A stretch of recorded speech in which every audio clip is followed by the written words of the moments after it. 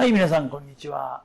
今日はこの文をいきます。この二つの文で一つです。詩曰く、人の己を知らざるを憂えず、人の知らざるを憂うるなりという有名な句ですけれども、詩っていうのはもちろん孔子ですね。孔子が言いました。他人が自分を分かってない、知らないということを嘆くな、がっかりするな、気に病むな。むしろ他人の方をお前が知らないことを嘆けっていうことです、これ。要するに今でよくありますね。知られたい知られたい知られたいっていう。そんなことよりまず自分を他人のことを知れっていうことですけど、これはこっちを置いてきます。で、こっちです。今度は孔子はこう言いました。政治を行うときには徳でやりなさいという。これ後でまた説明します。これが一番重要なことでね、説明しますね。それはどういうことかって言いますと、徳を持って、政治をすれば、例えば北進、これ北極星のことです。北極星がじっと止まっていて、その周りにいろんな星が、多くの星がぐるぐる回りますね。周回運動って言うんですけども、それをするようなもんだと。徳が高い人が周りに一人いれば、周りに寄ってきますよっていう。こうなるから徳を磨けっていう。で、徳を磨くにはまず、人を知れっていうことなんです。で、儒家ではこれが重要なことなんですよ。自分をまず他人に知らせなさいって言うんですよ。で、ローマでもどこでも要するに一つのところに乗っかって民衆にこう演説しましたね。中国もそれやったんです。日本でもやりました。日本っていうのは明治時代までやってましたよ、それ。よく教科書に夜間かなんか飛んでくる絵がありますけども、いろんなところで講演をしたんです。路上でもしました。それが一つの教養って言いますか、能力になってました。で、それをやっても知られない人もいます。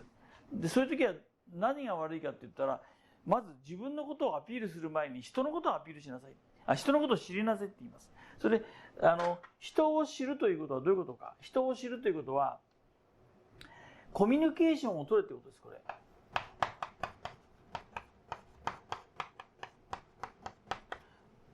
自分を知らせるためにはまず人の中に入っていってコミュニケーションする。で、この人はどういう人なのかな、どういうものを持ってるのかなっていうことを聞こうとすれば、そうすれば、じゃああなたは何っていうふうに聞いてきます。そういう方法から始めなさいっていうことです。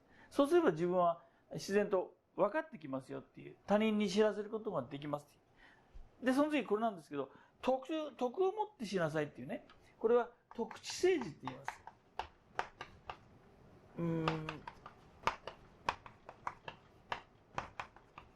で、この徳知政治を始めるときに、一方にあったのが、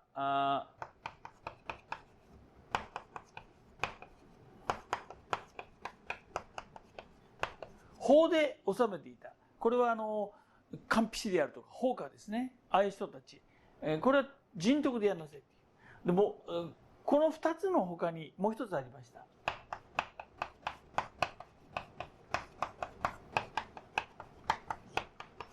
法かけは大体はっきりするでしょう。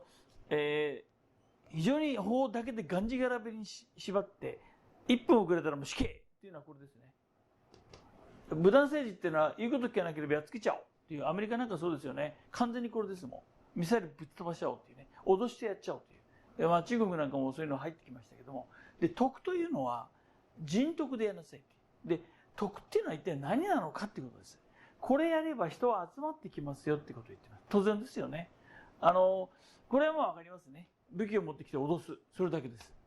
それから、法治政治っていうのはルールを使って、みんな枠に当てはめていくことです。だってこれは、刑罰もつきます。この場合は必ず。1分遅れたら、腕立て伏せやれ。とかね。今だって、バスが行っちゃったら、待って待って待ってって、田舎なら待ってくれます。都会では待ってくれませんね。やっぱり決められたこと。でも、それぐらいいいじゃないかっていうのはこれです。どっちかというといい加減なんですけども、でも、それでも、周りの人がみんな納得すればこれでいいんです。納得すれば。小さな社会、村社会であるとか、だから明治以前のね、徳川時代でもそういうところっていうのは、大体これでやってたんですよ。これはありましたけれども、これもありましたけれども、実際のところはこれでやってたっていうね。で、じゃあ、徳っていうのは一体何なのかってことです。これちょっと難しいんですけどもね、こういうふうにまず言ってみましょ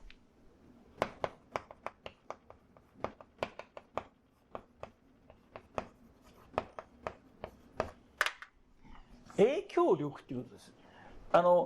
武断政治も法治政治も、これ影響力じゃないでしょ。ただの脅しですからね。これ規範ですけども、これはだから影響力です。影響力で人が動くかっていうことが一番問題になってきます。動かせるようにしましょうっていうのが徳地政治なんです。で、これは徳地政治の基礎になっているのは、こういう人がいないとダメですってことです。賢人政治です、これは。徳地政治っていうのは賢人なんです。これを探すんです。賢人を探して、その人に政治を任せればみんな納得するってことですね。そしたらば、まず人に知られるってことは、賢人になりなさいってことです。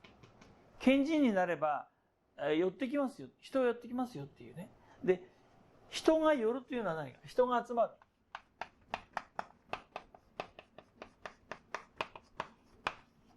どうやったら人が集まるか。一番最初金ですよね。これは絶対集まります、これは。それから、地位でも集まりますよね。金と地位というのが一番の、魅力なんですけども、どっちかというと、これとこれとであった場合、ここにこれが入った場合、どういうふうなことになるかってことね。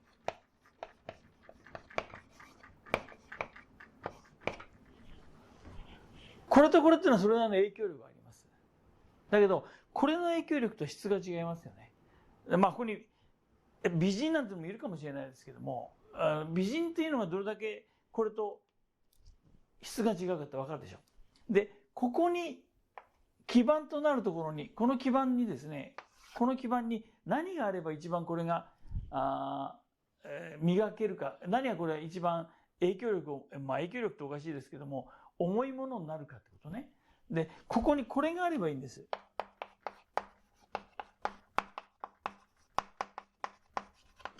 教養があれば、この中で一番、いいんですけれども、これもこれもこれも教養があるとは思いませんね。影響力っていうのはね。それもそうなんですけども、でも、これの中で影響力と教養がくっついたときに何が重要なのかっていうことね。だからただの、これは賢人というのは影響力ではなくてね、こういうふうな言葉ってよく言われますけどね。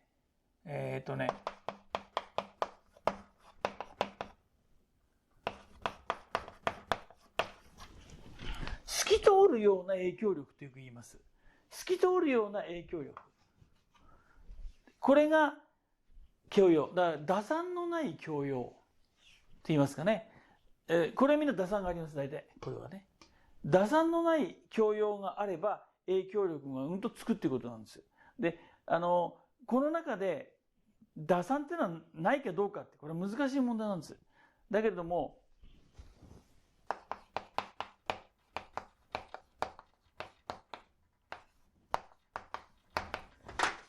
打算のない影響力っていうのが徳であるというようなことを、孔子は非常に強く言います。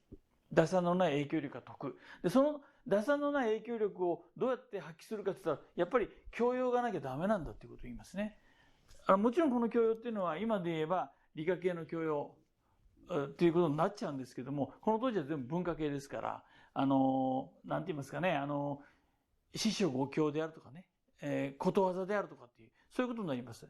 でもどっちにしろ影響力っていうのはこれとくっつかなきゃダメだっていうことね。この人たちがこれを持っていたらすごいことになりますっていう、そういうことを言ってます。そうすれば自然と人が集まってくるっていう。で、俺は持ってんだ。影響力と教養を持ってんだ。本当にどうかっていうことを考えたときに簡単な方法があるんです。金がなくなったら人は残るかということね。地位がなくなったら人が残るかってことです。賢人というのがもしも金持ちだったらば、金がなくなったらば、残んなかった、人が去っていったらば、それは賢人じゃないってことですね。地位もそうです。なくなってしまったらば、人はいなくなるっていうのは本物じゃないってことですよ。でも、この透き通るような影響力っていうのは、そう簡単になくならないですね。お金とか地位とかのようになくならないです。教養というのもなくならないです。だから、どうあってもこれは、なくならないものを持てということを言ってます、これは。地位だって、人に押されてそこに登るわけですから、それが下がっちゃったらもう影響力なくなりますね。俺はもうドロドロですね。そういうことになったらね。でそういうことじゃないものを持ちましょうと。そうすれば、長続きをしますよっていうことね。でそのためにこれでコミュニケーション能力であるとかいうのの前提条件としてあなたは身につけなさいよっていう、そういうことを今言っていることです。今日はそこまでにします。ある